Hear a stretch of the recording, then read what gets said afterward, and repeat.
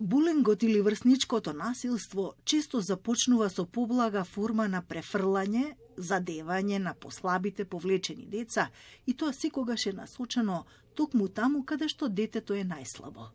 Децата изложени на врсничко насилство се вообичаено омаловажени и социјално отфрлени, а трпат и некои форми на агресија од страна на еден или повеќе врсници, како например вербална агресија, подсмевање, именување со погрдни имиња, закани и слично. Но присутна е и социјалната агресија, исклучување од разни активности, групи на социјалните мрежи, озборување и ширење невистини, со што најдобрите пријатели на детето жртва одеднаш го свртуваат грбот. Пишување пораки по клупи, столчиња или графити, различни напади преку интернет, мобилен телефон. Физичката агресија пак опфаќа подбутнување, заканувачки гестови, удирање, тепање и слично. Скопската гимназија Орце Николов ги собра на едно место 7 гимназии од регионот и соседството. Замислата беше преку истражување што секоја гимназија ќе го спроведе во својата земја да се направи споредбена анализа за врсничкото насилство. Резултатите се различни. Насилје вршњачко е веома сложен.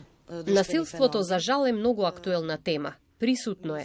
Истражувањето покажа дека секоја 7 девојка и секое 4 момче во текот на школувањето доживува некакво насилство. Кога станува збор за Србија, за Земунската гимназија, во истражувањето спроведено во февруари годинава, насилството не е толку присутно. 30% од испитаниците навеле дека биле изложени на некаков вид насилство. Најзастапено е вербалното. Според податоците презентирани денеска, слична е состојбата и во гимназиите во Словенија и Гнилане. Кај нас најзастапено е вербалното насилство, а во гимназијата Орце Николов физичкото насилство. Во гимназијата од Гнилане, како помала гимназија, речиси и го нема. Добро е што учениците се свесни дека насилството не смее да се случува и во таа насока се осмелиле да пријават насилство. Во Македонија жртвите најмногу се обраќаат на родителите, семејството, пријателите. Кај нас исто така на пријателите првенствено. Више од 80% станују у ѓачким домовима. Повеќе од 80% од нашите ученици живеат во ученички домови и токму тука се случува, ако се случува врсничкото насилство. За жал, како и во повеќето училишта, и во нашето се случува насилство и тоа повеќе вербално, многу помало е физичкото. Што се однесува до насилство на социјалните мрежи, има исклучување од групи, понижувања и верувам дека еден дел од децата не знаат дека биле жртви. Мислам дека со казнување помалку може да се постигне. Би требало повеќе модераторски разговори, но важно е и семејното опкружување. Училиштето само по себе многу малку може. Силно верувам дека родителите и училиштето рака под рака може да го решаваат проблемот.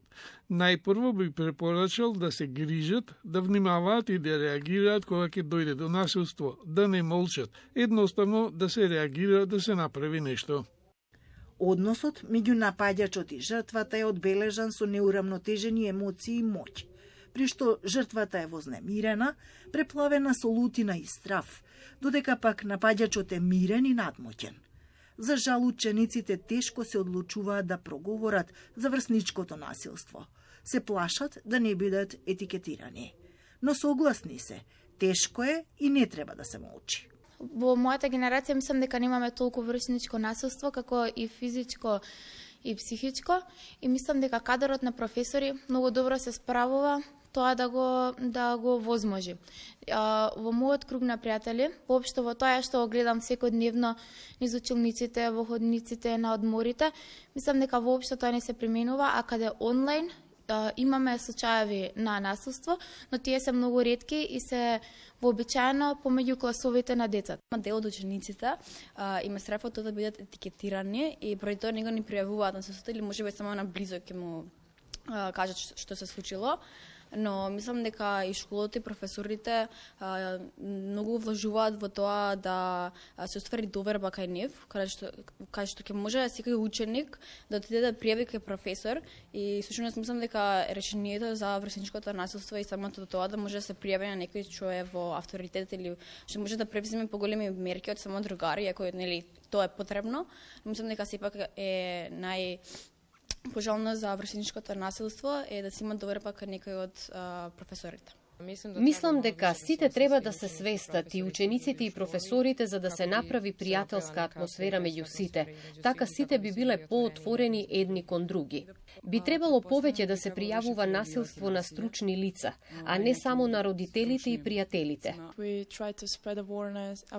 Да се обидеме да бидеме посвесни и кога ќе видиме нешто, да кажеме, да пријавиме, да не молчиме. Мислам дека поприсутно е вербалното насилство, озборувањето, исклучувањето од групи на социјалните мрежи. Има многу малку насилство затоа што сме мала заедница. Има врсничко насилство, но тоа е поизразено во домот каде што живееме. Нешто посериозно не постои.